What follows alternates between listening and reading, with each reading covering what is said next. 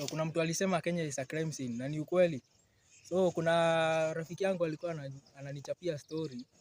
So jamaa alikuwa ameingia huko, alikuwa anataka kuingia kuwa mwanapolisi, unaona.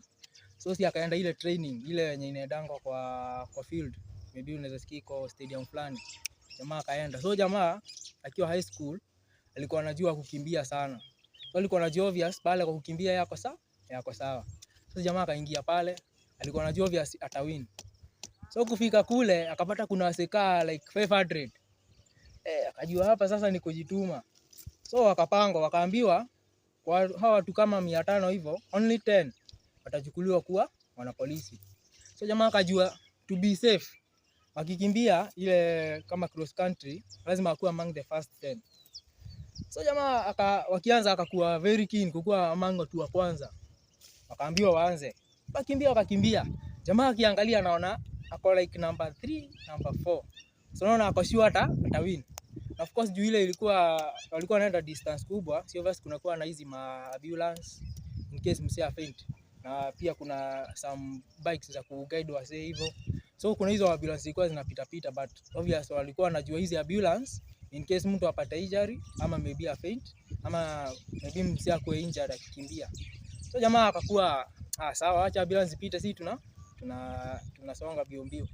So jamaa akakimbia. Wakazunguka distance kubwa. Wakaona sasa ni unajua ilikuwa wanazunguka wanarudi penye walianzia. So akiwa like 100 meters to penye wanamalizia, akaona ako like number 3, akajua bas, hiki kitu nishachukua. Lakini the funny thing sasa, wakiwa wamebakisha like 100 meters, ile ambulance ilikuja mbio, ikapita kila mtu mwenye alikuwa anakimbia. Ikaenda like, so tuseme hapa ndio mwisho wako hapa. So si ni 100 meters. Ile ambulance ikakuja kama hapo 50 meters to the finish line. Kashangaa mbona ambulance iko na mbio hivyo. Then ghafla bin vu. Vijana wenye miraba 4 na misuri tinginya 10 wakashuka kwa ile ambulance. Wakatoka mbio, wakaenda wakawin hiyo race. 10 guys wakatoka hiyo ambulance wakawin. So mpaka number 1 hakuchukuliwa. Hao vijana 10 ndio walichukuliwa.